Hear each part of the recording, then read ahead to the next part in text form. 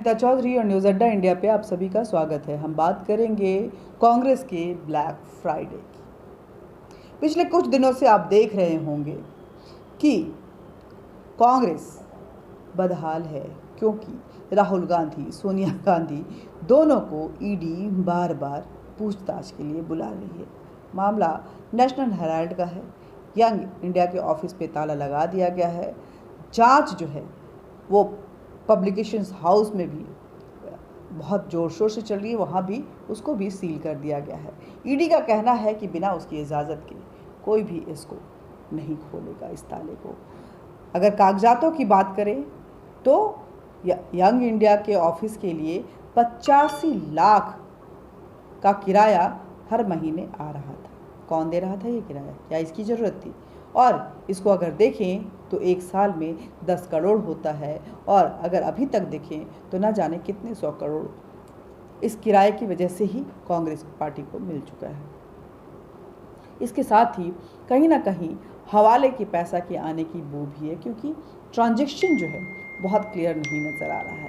पाकिस्तान के हाथ होने का भी एक क्लू मिल रहा है।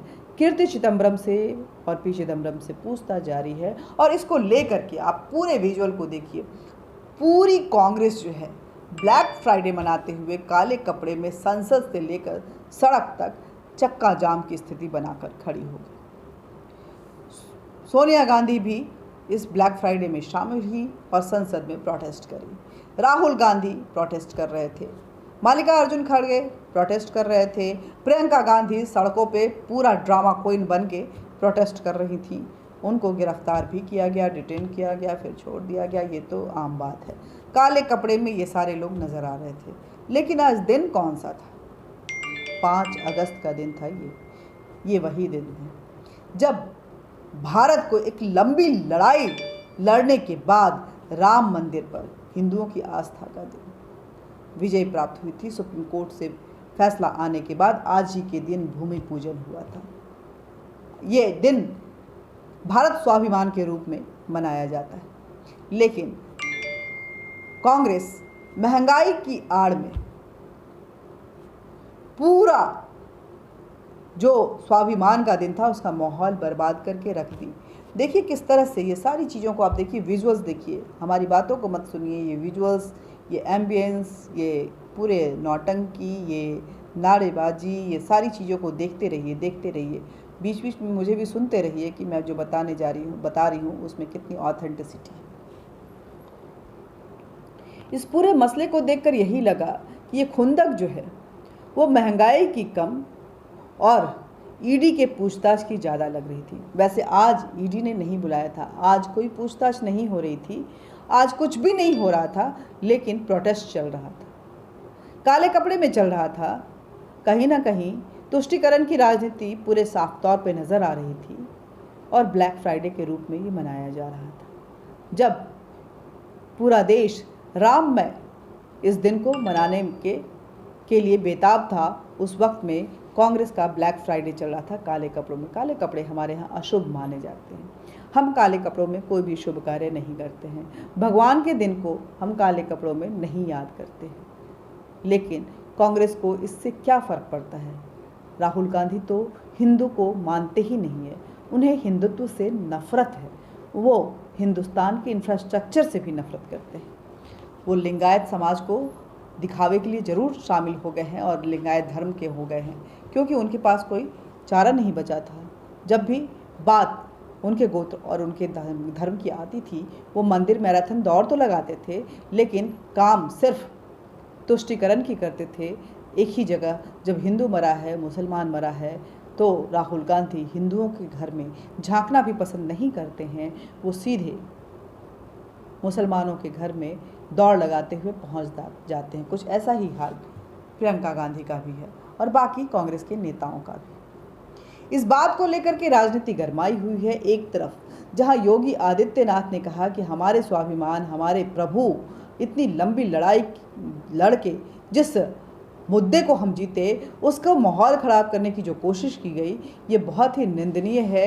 बीजेपी इसकी निंदा करता है और इसके कतई इस बात को लेकर के जो है वो काफ़ी नाराज़गी है। जनता भी इस बात को नाराज़गी है। शायद भी कांग्रेस ये समझ नहीं पा रही है कि कैसे अपनी खोई हुई धरातल को वापस लिया जाए। सुनिए क्या कुछ कहा योगी आदित्यनाथ ने। आज अयोध्या दिवस है। सैकड़ों वर्षों से हर भारतीय जनमानस को, आस्थावान भारतीय को इस दिवस का इंतजार था। श्री राम जन्मभूमि मंदिर निर्माण के कार्य का शुभारंभ दिवस, भारत के लोकतंत्र को सम्मान देने वाला दिवस, भारत की न्यायपालिका की ताकत को दुनिया के सामने एहसास कराने वाला दिवस, यानी भारत के उच्चतम न्यायालय के सम्मान का दिवस। सैकड़ों वर्षों से हर भारतीय की तमन्ना थी, हर आस्थावान भारतीय इस दिवस का इंतजार कर रहा था और उन सबके मन में एक ही भाव था कि भारत की आस्था का सम्मान हो। माननीय उच्चतम न्यायालय के फैसले से एक सर्वानुमति बनी और अयोध्या में 5 अगस्त 2020 को मर्यादा पुरुषोत्तम श्री राम की जन्मभूमि पर भव्य मंदिर निर्माण कार्य का शुभारंभ हुआ। प्रातःकाल से ही अयोध्या में लाखों की संख्या में श्रद्धालुजन आकर के अपनी आस्था को वहां व्यक्त कर रहे हैं। इस दिवस पर भारत की आस्था को अपमानित करने वाला कांग्रेस के नेताओं का आचरण अत्यंत निंदनीय है। कांग्रेस पार्टी कई दिनों से आंदोलन कर रही है, अपने सामान्य कपड़ों में कर रही थी। सहमति असहमति हो सकती थी, लेकिन 5 अगस्त की तिथि को श्री राम जन्मभूमि मंदिर निर्माण कार्य के शुभारंभ दिवस के दिन, अयोध्या दिवस के दिन, माननीय उच्चतम न्यायालय के सम्मान दिवस के दिन राम भक्तों को अपमानित करने वाला कांग्रेस का यह आचरण एक बार फिर जग जाहिर हुआ है। आज कांग्रेसियों ने काले कपड़े पहन करके जो प्रदर्शन किया है, यह श्री राम जन्मभूमि पुरुषोत्तम श्री राम की जन्मभूमि पर भव्य मंदिर निर्माण कार्य का शुभारंभ हुआ। प्रातःकाल से ही अयोध्या में लाखों की संख्या में श्रद्धालुजन आकर के अपनी आस्था को वहां व्यक्त कर रहे हैं। इस दिवस पर भारत की आस्था को अपमानित करने वाला कांग्रेस के नेताओं का आचरण अत्यंत निंदनीय है। कांग्रेस पार्टी कई दिनों से आंदोलन कर रही है, अपने सामान्य कपड़ों में कर रही थी। सहमति असहमति हो सकती थी, लेकिन 5 अगस्त की तिथि को श्री राम जन्मभूमि मंदिर निर्माण कार्य के शुभारंभ दिवस के दिन, अयोध्या दिवस के दिन, माननीय उच्चतम न्यायालय के सम्मान दिवस के दिन राम भक्तों को अपमानित करने वाला कांग्रेस का यह आचरण एक बार फिर जग जाहिर हुआ है। आज कांग्रेसियों ने काले कपड़े पहन करके जो प्रदर्शन किया है, यह श्री राम जन्मभूमि मंदिर निर्माण की तिथि के दिन यह राम भक्तों का अपमान है, अयोध्या दिवस का अपमान है, भारत के लोकतंत्र का अपमान है, भारत की न्यायपालिका के सम्मान का अपमान है। कांग्रेस के इस कृत्य की हम निंदा करते हैं और कांग्रेस पार्टी जिस प्रकार का आचरण कर रही है, मुझे लगता है कोई भी भारत का आस्थावान व्यक्ति कांग्रेस के इस आचरण का समर्थन नहीं कर सकता है। यह राम भक्तों का अपमान है। कांग्रेस पार्टी को अपने इस कृत्य के लिए देश की जनता से माफी मांगनी चाहिए। इस प्रकार के कृत्य को इस देश कतई स्वीकार नहीं कर सकता। कांग्रेस ने आज जो भी आचरण किया है, इसको कोई भी भारतीय स्वीकार नहीं कर सकता है। योगी आदित्यनाथ ही नहीं बल्कि इस देश के गृह मंत्री से भी जब इस बात को लेकर चर्चा की गई और उनसे सवाल पूछे गए तो उनका कहना है कि कांग्रेस सिर्फ और सिर्फ ये तुष्टीकरण की राजनीति की वजह से कर रही है और कांग्रेस इस देश की जो जीत है, इस देश में हिंदुओं के स्वाभिमान की जो जीत हुई है उसको लेकर के कहीं ना कहीं तुष्टीकरण की राजनीति कर रही है।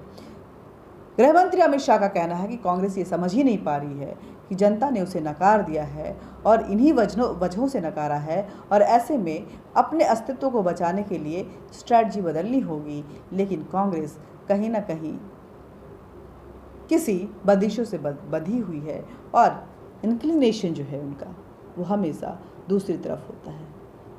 क्या कुछ कहा अमित शाह ने, ये भी सुन लीजिए।